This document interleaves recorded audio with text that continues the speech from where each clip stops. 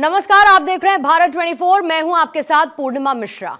मोदी सरकार सबका साथ, सबका विकास और सबका विश्वास के मंत्र के साथ आगे बढ़ रही है। बीजेपी की ओर से दावा किया जाता है कि उसकी योजनाओं का फायदा बिना किसी भेदभाव के साथ सभी को पहुंचता है। मुस्लिमों के सामाजिक आर्थिक विकास के लिए तो खास तौर पर मोदी सरकार में काम किया जा रहा है ताकि देश की विविधता भी बनी रहे और कोई खुद को अलग ना समझे। इसी कड़ी में मुस्लिम महिलाओं को ट्रिपल तलाक से आजादी मिली, वहीं मदरसों को आधुनिक शिक्षा के साथ जोड़ा जा रहा है। इन योजनाओं में मुसलमान खुद को कहां पाता है, यही जानने की कोशिश की है भारत 24 ने। तो आइए शुरू करते हैं मोदी, मुल्क और मुसलमान। मोदी जी अगर आज से और 20 साल पहले अगर इस देश के प्रधानमंत्री बन गए होते तो मुझे लगता है कि मुसलमानों की स्थिति कुछ और होती। जब से धारा 370 भारतीय जनता पार्टी ने श्री नरेंद्र मोदी जी ने जब से हटाया, कश्मीर का युवा बोलता है आज के डेट में असल में हम अब जाके आजाद हुए। 3 तलाक के इससे हमारे उसमें काफी फायदा हुआ है लेडीज को। मोदी जी की जो स्कीम चली अल्पसंख्यक समुदाय के लिए, उसमें मुस्लिम बहुत आगे जा भी रहा है और बढ़ भी रहा है। नमस्कार, स्वागत है आपका भारत 24 की खास पेशकश मोदी, मुल्क और मुसलमान में, जहां हम पड़ताल करते हैं कि देश के प्रधानमंत्री नरेंद्र मोदी और उनकी सरकार के 12 वर्ष के कार्यकाल को मुल्क का मुसलमान कैसे आंकता है। मैं रोबिन शर्मा हूं और हमारी मौजूदगी इस वक्त शिमला में है। शिमला को आप हिमाचल प्रदेश की राजधानी और साथ में पर्यटन नगरी के तौर पर जानते हैं, लेकिन आज हम पड़ताल करेंगे कि पहाड़ का मुसलमान प्रदेश के प्रधानमंत्री, देश के प्रधानमंत्री और उनकी सरकार के बारे में क्या सोचता है। हमारे साथ कुछ लोग बात करने के लिए यहाँ पर मौजूद हैं।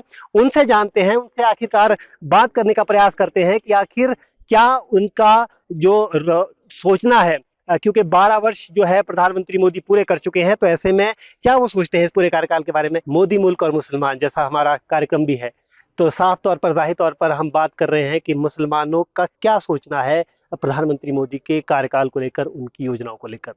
तो जैसा प्रधानमंत्री मोदी भी लगातार अपने भाषणों में कहते आए हैं कि सबका साथ, सबका विकास, तो क्या हकीकत भी कुछ ऐसी है? देखिए, मोदी, मुल्क और मुसलमान, ये मोदी जी अगर आज से और 20 साल पहले अगर इस देश के प्रधानमंत्री बन गए होते तो मुझे लगता है कि मुसलमानों की स्थिति कुछ और होती। लेकिन अब भी उनको मुख्यधारा में जोड़ने का जो प्रयास मोदी जी कर रहे हैं, मोदी जी की जो टीम पूरी लगातार पूरे देश में है, उसकी कल्पना भी नहीं की जा सकती। एक छोटे से छोटे कार्यकर्ता, छोटे छोटे कस्बे के लिए लगातार प्रयास हो रहे हैं। चाहे वो उज्ज्वला योजना हो गया, 80 करोड़ लोगों को जो खाना दिया जा रहा है, उसमें मुसलमान, उसमें कहीं गिनती नहीं हो रही, मुसलमानों को भी दिया जा रहा है। उज्ज्वला योजना के लिए घर के लिए अगर आप बात करें तो 13 लाख घर जो इंडिविजुअल मुसलमानों को मिले हैं। इसीलिए मैं कहा हूं कि अगर ये मोदी जी पहले आ जाता है तो आज जो 40 साल से 70 साल से कांग्रेस ने जो हालात मुसलमानों की बद से बदतर कर दी वो ना होती। लेकिन नैरेटिव तो गढ़ा जाता है कि जो भाजपा है वो मुस्लिम विरोधी है, तो क्या आपको भी ऐसा महसूस होता है? बिल्कुल, ये नैरेटिव आज से नहीं गढ़ा जाता। जब कहते हैं कि जी मोदी ऐसा आएगा तो ऐसा हो जाएगा, इससे ज्यादा दंगे जब से मोदी आए, इससे ज्यादा दंगे कांग्रेस काल में हुए, इससे ज्यादा मुसलमान कांग्रेस काल में। मैं आपको छोटा सा उदाहरण देना चाहता हूँ। कश्मीर में लगातार युवा मर रहा था, पत्थर, पहले जो पत्थर मार रहे थे, जो बच्चे पत्थर मार रहे थे फौजियों के ऊपर, आज वो आर्मी ज्वाइन करना चाहते हैं। अगर मोदी चाहते तो वो उन्हीं हालात पर उनको छोड़ देते। लेकिन आज देखो, वहां बंदे एक्सप्रेस पहुंच गई है, वहां का टूरिज्म देखो, और बच्चे वहां आर्मी में जाना चाहते हैं, पुलिस में जाना चाहते हैं, नौकरी करना चाहते हैं। टूरिज्म देखो, करोड़ों करोड़ों जो टूरिस्ट है वहां पहुंच रहे, सिर्फ मोदी जी के लिए। तो जाहिर तौर पर जो मुल्क का मुसलमान है वो भी रिकॉग्नाइज कर रहा है उनके कामों को, और जैसा अभी बिलाल जी ने कहा कि एक मुख्य धारा में जोड़ने का जो काम है वो मुसलमानों को हुआ है। तो एक अधिवक्ता के तौर पर और एक नागरिक के तौर पर कैसे देखते हैं आप प्रधानमंत्री मोदी के कार्यकाल? प्रधानमंत्री मोदी जी के कार्यकाल में मुसलमानों के लिए जितनी स्कीमें आई हैं वो किसी भी कार्यकाल में आज तक नहीं आई है। अभी आप ये देख लीजिए, 3 तलाक देख लीजिए, 3 तलाक में कितना हमारी महिलाओं को सुकून मिला है जब से ये बंद हुआ है। उसके बाद वक्फ अमेंडमेंट की है इन्होंने, वक्फ बोर्ड की अमेंडमेंट की है। उसमें जो है वक्फ प्रॉपर्टीज़ को बचाने के लिए, सशक्त करने के लिए और नए कानून बनाए गए हैं, और उनसे ताकि वक्फ की प्रॉपर्टी मिस यूटिलाइज ना हो सके। उसके बाद आपके माइनॉरिटी की कई स्कीमें हैं जो लॉन्च की गई हैं, जिससे डायरेक्ट मुसलमान बच्चों को स्कॉलरशिप मिल रही है और बहुत फ़ायदा मिल रहा है। तो ये सब मोदी जी के ही कार्यकाल में संभव हो सका है। मैं आपसे ये जरूर समझना चाहूंगा, क्योंकि आप खुद विधि से जुड़े हुए हैं, न्याय से जुड़े हुए काम आप करते हैं, लोगों को न्याय दिलाने का काम करते हैं। ऐसे में जिस तरह से वक्फ बोर्ड को लेकर जब इसमें जब बदलाव किया गया, तो इसको लेकर कई भ्रांतियां भी फैलाई गई कि इस तरह से लोगों को उकसाने का भी प्रयास हुआ। लेकिन आप दर्शकों को बताना चाहेंगे कि किस तरह से ये जो अमेंडमेंट्स हुई है, ये जो बदलाव किए गए, ये मुसलमानों के हित में ही? पहले ऐसा होता था कि कोई भी जो प्रॉपर्टीज थी हमारी, उन प्रॉपर्टीज को आप डिजिटल पोर्टल कोई नहीं था, उनको इनके पास अपना रिकॉर्ड था वो भी पूरा नहीं था। अब इन्होंने जो है डिजिटल पोर्टल बना दिया है और पोर्टल पे आपको जो सेंट्रल पोर्टल है उस पे ये सारी प्रॉपर्टीज अपलोड हुई हैं, जिससे आप घर बैठे आपको पता लग सकता है कि ये वक्फ प्रॉपर्टी है और ये इसको लीज हुई है। उसके बाद इसमें दो चार और प्रोविजंस थे कि मेजोरिटी जो मेंबर्स थी वो मुस्लिम्स की होती थी। अब इसमें जो है दूसरी शियाज और जैसे हमारे सुन्नी और शिया सेक्ट होते हैं, तो शिया सेक्ट वाले लोगों को भी इसमें इंक्लूड किया गया है, महिलाओं को भी इसमें इंक्लूड किया गया है और दो नॉन मुस्लिम मेंबर्स को भी इंक्लूड किया गया है, ताकि एक सब लोगों की, जैसे अगर एक मुस्लिम सारे इकट्ठे हो जाते थे तो वो किसी भी को फेवर कर सकते थे, लेकिन बाकियों को डाल के ऐसा होगा कि वो एक ट्रांसपेरेंसी बनी रहेगी उसमें, ताकि यहाँ वहाँ ना हो सके प्रॉपर्टियों की खरीद फरोख्त या किसी अपने चहेतों को ना वो दे सकें। तो ऐसे छोटे छोटे बहुत प्रोविजंस किए गए हैं वक्फ अमेंडमेंट में। ये जो जिस तरह के कानून है, ये ऐसे कानून थे जिन पर कोई हाथ डालने का प्रयास नहीं करता था। लगता था कि वोट बैंक की क्योंकि बात होती थी लगातार, पॉलिटिकल सिस्टम हमारा ऐसा है। लेकिन जिस तरह से इन सब चीज़ों पर काम हुआ, या 3 तलाक की बात हुई, या तो क्या लगेगा आपको ब्रेव स्टेप है? और मुसलमानों ने इसको क्या स्वीकार किया है? क्या उनको लेकर उनके मन में क्या है इस पूरे बात को लेकर? देखिए सर, मुसलमानों को तो ऐसा स्वीकार करना ही चाहिए इस बात को, क्योंकि आज तक एक तो जितने मुस्लिम्स हमारे जो मुस्लिम्स हैं वो कम पढ़े लिखे हैं, उनको पता नहीं है, ज़्यादा पढ़े लिखे लोग मुस्लिम्स में बहुत कम हैं, और जो बेचारे अनपढ़ हैं उनको जैसे समझाया जाए, जैसे सिखाया जाए, जैसे बतलाया जाए वो उस पर विश्वास कर लेते हैं। तो अब जो ये नए कानून आए हैं, इनको हमने भी लोगों के बीच में जाके उनको बताया है कि इससे ये प्रोविज़न से ये फ़ायदा मिल रहा है, इस प्रोविज़न से ये फ़ायदा मिलेगा। अब उससे जो है ये काफ़ी ज़्यादा फ़र्क पड़ेगा। देखिए, सबसे बड़ी बात अभी जैसे साहब ने कहा कि लोग पहले ये धारणा था कि मुसलमानों में जो शिक्षा का स्तर है वो कम है, लेकिन मजहबी तालीम के साथ साथ जो आधुनिक तालीम है वो भी लोगों को अब मिल रही है।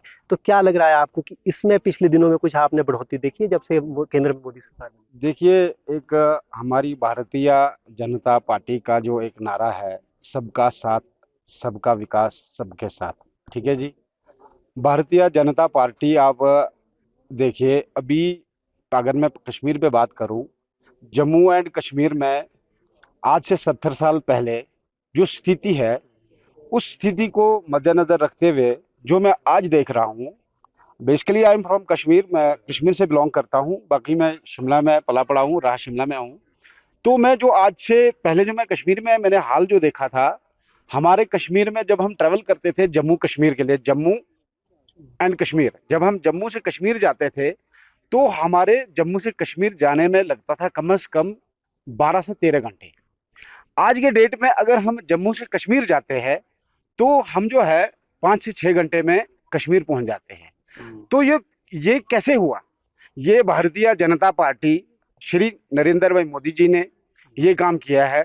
कश्मीर में इतने अच्छे रूट्स बनाए, इतने अच्छे टनल्स बन गए, जो कि मैं तो समझता हूँ किसी भी मतलब ऐसा हमें कोई दिक्कत नहीं आती है जाने में। हाँ जी, बाकी रही बात, जैसे आप कह रहे हैं कि भाई बच्चों की पढ़ाई पे क्या, अब कश्मीर में जब हम आज से 70 साल पहले देखते थे तो कश्मीरी जो बच्चे थे वो क्या करते थे, जो हमारी मिलिट्री थी, भारतीय सेना, उनके ऊपर पत्थर मारते थे, पत्थर फेंकते थे। उनको जो उनको मिस गाइडेंस किया जाता था वो वही करते थे जो उनको बोला जाता था। आज के डेट में आप देखो कश्मीर में, मैं एक बात ये भी बताना चाहूँ, मैं कश्मीर में कोई बीजेपी का नाम सुनना नहीं चाहता था, वो चाहे छोटा बच्चा हो चाहे बुजुर्ग हो, जो बोलते बीजेपी ठीक नहीं है। लेकिन जब बीजेपी ने अपना कार्य दिखाया, बीजेपी ने काम करके दिखाया कि हम क्या करना चाहते हैं, हम किस तरीके से कर रहे हैं, तो आजकल कश्मीर का बच्चा बोलता है हमें भारतीय जनता पार्टी ने जो किया वो आज तक किसी भी पार्टी ने नहीं किया। देखिए, जब नरेंद्र मोदी सरकार की बात करते हैं तो सबसे पहले जो जिक्र आता है वो धारा 370 हटाने का भी आता है। अनुच्छेद को जिस तरह से हटाया गया या 15A थी साथ में। तो अब क्योंकि हमारे साथ यहाँ कश्मीर से आने वाले एक युवा हैं और ये शायद आपने वो समय देखा होगा जी। जब 370 थी और आपकी उम्र इतनी है कि अब जब से हटी है तब से भी आप वहाँ पे हालात देखते हैं, जाते आते जी, रहते होंगे। तो जी। क्या हालातों में आपने परिवर्तन देखा? धारा 370 जब कश्मीर में थी, इससे पहले हटाने से पहले जब कश्मीर में धारा 370 था, अगर क्या होता था थोड़ा सा भी कोई भी मतलब क्या होता था कि बच्चों ने पत्थर फेंके और हालात ऐसे होते थे कि मतलब कोई बच्चा ना तो स्कूल जा पाता था, ना तो कोई बिजनेसमैन दुकान खोल पाता था, ना तो वो कोई मतलब कोई अपना काम कर ही नहीं पाता था। लेकिन जब से धारा 370 भारतीय जनता पार्टी ने श्री नरेंद्र मोदी जी ने जब से हटाया है, कश्मीर का युवा बोलता है आज के डेट में असल में हम अब जाके आजाद हुए। ठीक है जी। तो कश्मीर का युवा जो है वो मोदी जी के लिए बहुत खुश है। वो बोलते हैं कि हमारे लिए जो किया आज तक जो की हुआ मोदी जी ने किया और हम खुश है। कश्मीर का युवा, कश्मीर का बिजनेसमैन, कश्मीर का जो भी इंसान है वो बहुत अच्छे से अपना काम कर रहा है, अपनी पढ़ाई कर रहा है, अपना बिजनेस कर रहा है जी। तो आपने सुना कि लोग जो है वो धारा 370 के हट जाने के बाद ज्यादा आजाद महसूस कर रहे हैं। देखिए, प्रधानमंत्री लगातार आधी आबादी की बात करते आए हैं कि देश की आधी आबादी यानी महिलाएं वो देश की आधी शक्ति भी हैं। और जब आधी शक्ति की बात करते हैं तो 3 तलाक का जो जिक्र है वो खुद ही जहन में आता है। और यहाँ कुछ महिलाएं भी हैं, उनसे भी बात करने का प्रयास करेंगे। क्या नाम है आपका? मेरा नाम शबीना। शबीना जी, क्योंकि 3 तलाक की बात हो रही है, किस तरह से देखते हैं इस फैसले को? जिस तरह से जब ये किया गया था ये फैसला तो इसको लेकर काफी विरोध भी देखने को मिला था, लेकिन आप मुसलमान के तौर पर, एक महिला के तौर पर आप इस फैसले को कैसे देखते हैं? नहीं, 3 तलाक के इससे हमारे उसमें काफी फायदा हुआ है लेडीज को। पहले वो था कि ये फोन पे कर देते थे, मैसेज करके कर देते थे, उस चीज में कमी आई है और लड़ाई झगड़े भी कम हुए और लेडीज में से डर खत्म हुआ है। तो इसलिए हम मोदी जी का धन्यवाद करना चाहते हैं इस चीज के लिए।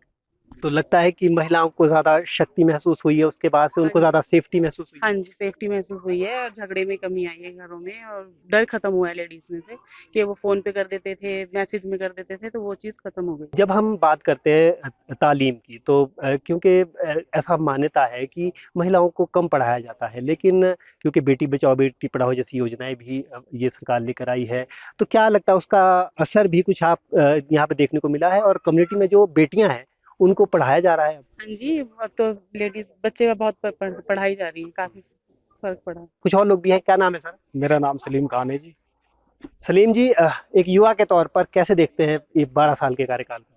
सर, बहुत अच्छा कार्यकाल है मोदी जी का। युवाओं के लिए बहुत कुछ दिया मोदी जी ने, विशेषकर अल्पसंख्यक समुदाय के लोगों के लिए भी बहुत कुछ दिया मोदी जी ने। तो कुछ बड़ी, योजनाएं आप गिनाना चाहेंगे? जैसे आपका मैनिटीज के लिए लोन की सुविधा, युवा कोई भी लोन लेके मैनिटी से अपना व्यापार कर सकता है, ठीक नहीं है। और आपको मैनिटी से एजुकेशन की सुविधाएं, बहुत सी अनेकों ऐसी सुविधाएं हैं जो मोदी जी ने दी है। जी है। देखिए, युवा के तौर पर आप बात कर रहे हैं कि रोजगार शुरू करने के लिए आज प्रोत्साहन दिया जा रहा है, पढ़ाई के क्षेत्र में माइनॉरिटीज को स्कॉलरशिप्स भी दी जाती हैं। तो क्या लगता है इन 12 सालों में कोई जो समुदाय है उसका एक्चुअल में वास्तव में उत्थान हो पाया है? क्योंकि लगातार उत्थान की बात करते होती आई है, लेकिन क्या वास्तव में जमीनी हकीकत में ये उत्थान हो पाया है मुस्लिम समुदाय का? बहुत ज्यादा उत्थान हुआ है जी। आज मुस्लिम समुदाय जो है एजुकेशन की तरफ ज्यादा बढ़ रहा है। लोग अपने बच्चों को एजुकेशन की तरफ लेके जा रहे हैं। कांग्रेस राज में जो होता था जी गुंडागर्दी, ठीक नहीं है। कांग्रेस ने जो है मुस्लिम्स को हमेशा पंचर बनाने वाला बना के रखा। अब जो है मोदी जी की जो स्कीम चली अल्पसंख्यक समुदाय के लिए, उसमें मुस्लिम बहुत आगे जा भी रहा है और बढ़ भी रहा है बहुत अच्छे तरीके से। तो डॉक्टर कलाम जैसे जो आदर्श हैं अब उनको ज्यादा फॉलो किया जा रहा है। जी, डॉक्टर कलाम के आदर्शों को फॉलो किया जा रहा है और मुस्लिम्स भी जो है डॉक्टर कलाम के आदर्शों को फॉलो कर रहा है। तो आप देख रहे हैं कि किस तरह से जो युवा लोग हैं वो भी अपने जो भाव है, अपनी जो इस सरकार के प्रति जो उनका सोचना है, आपने उनकी ज़बानी ये सुना है। कुछ और लोगों से भी बात करने का प्रयास करेंगे कि आखिर क्या सोचते हैं। सर, क्या नाम है? मोहम्मद फुरकान। क्या करते हैं आप? मैं यहाँ पे ठेकेदारी करता हूँ छोटी मोटी। तो आप अपना काम करते हैं। अब किसी तरह से भी आपको जो है क्या केंद्र सरकार की जो योजनाएं हैं उससे कुछ लाभ मिला है, या क्या देखते हैं आप उनके कार्यकाल को किस तरह से देखते बहुत अच्छा कार्यकाल है जी मोदी जी का, और इसमें देश स्ट्रांग भी हुआ है, हर किसी का विकास हुआ है। मोदी जी की योजनाएं घर घर पहुंच रही हैं। हैं? एक धारणा ये भी, जैसे आयुष्मान भारत जैसी योजनाएं हैं, तो क्या उसका लाभ भी आपको मिला है? बिल्कुल मिला सर, मेरा एक्सीडेंट हुआ था, आयुष्मान कार्ड मुझे लाभ मिला है जी। क्योंकि एक धारणा ये भी है कि जो भाजपा है वो मुस्लिम विरोधी है, या दूसरे जो मजहब है उनको दबाने का प्रयास करे। क्या इस तरह का महसूस किया आपने? नहीं, कभी नहीं, कभी नहीं। कभी नहीं। तो आप भी उसी सम्मान के साथ इस देश में रह रहे हैं जिस तरह से हिंदू रह रहे हैं? बिल्कुल सर, ये तो सबका साथ सबका विकास वाली बात सर। जैसे और रह रहे, हिंदू रह रहे, ऐसे मुसलमान रह रहे, सम्मान के साथ रहते हैं। तो देखिए, लोग कह रहे हैं कि वो सम्मान के साथ रह पा रहे हैं, उनका जो है उत्थान हुआ है और लोगों से वो जो है जुड़ भी पाए हैं। और अब क्योंकि तो देखिए, हम लोगों ने जाना सभी से कि हिमाचल प्रदेश का जो युवा है, हिमाचल प्रदेश का जो विभिन्न वर्गों के जो लोग हैं, खासतौर पर मुस्लिम समुदाय के लोग हैं, उनका क्या सोचना है। लेकिन हिमाचल के परिप्रेक्ष्य से देखा जाए अगर, कि हिमाचल के मुसलमानों के लिए कोई ऐसी स्कीम, क्योंकि नरेंद्र मोदी लगातार हिमाचल को अपना दूसरा घर बताते आए हैं, तो क्या यहाँ के जो मुस्लिम समुदाय है उनमें भी कुछ उनको भी कुछ इसका लाभ देखने को मिला? देखिए, पहले तो हिमाचल का मुसलमान, ये जो अलग कॉन्सेप्ट जो नैरेटिव सेट किया, ये कांग्रेस की देन है। हम कोई अलग नहीं है, हम इसी में ही है।